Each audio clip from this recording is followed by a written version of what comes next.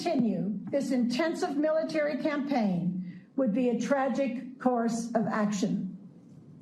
It would lead to increased and prolonged violence that would extend the suffering of the Afghan people and threaten to destroy much of what has been built and hard-won in the past 20 years.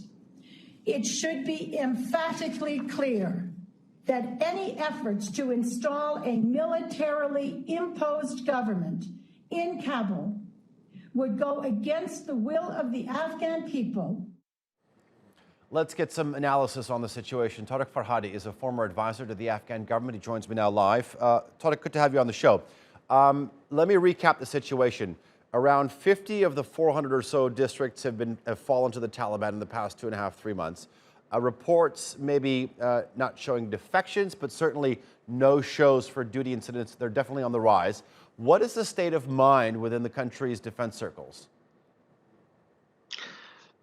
Well, the hastened withdrawal of the U.S. and NATO forces have emboldened the Taliban.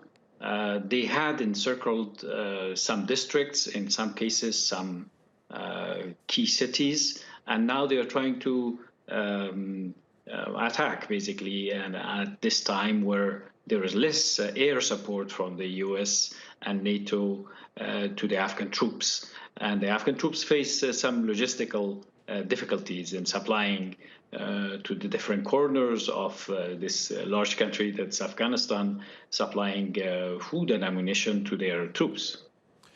If your analysis of the situation is that this is emboldening the Taliban, is there a growing feeling that the United States and NATO, continuing with their troop withdrawal, that the advance that the Taliban is showing cannot be stopped without the presence of international troops?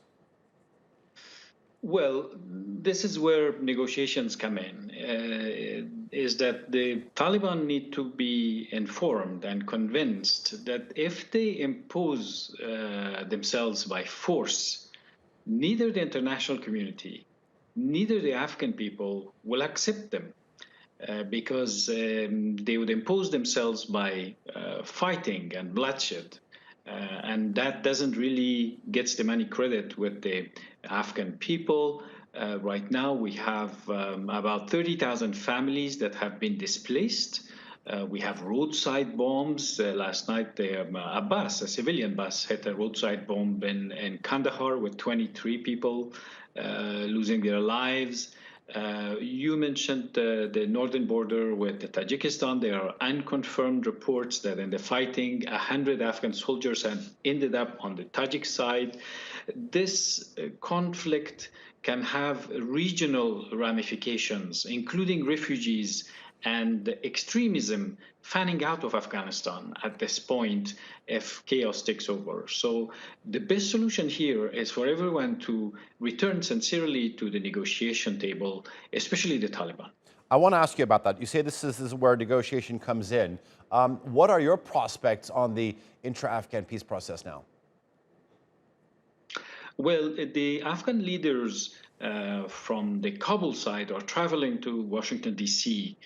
Friday, June 25th. I think there they might receive also a reinforcing message from the U.S. government that really, as the U.S. and NATO forces are leaving, for everyone involved, the best course of action is a settlement, political settlement. But pressure needs to come on the Taliban as well, that if they want their names removed from the sanctions lists of the UN Security Council, by imposing themselves through military attacks on cities, this will not happen, actually. They cannot be coming by bloodshed and expecting their names to be removed from the sanctions lists. All right.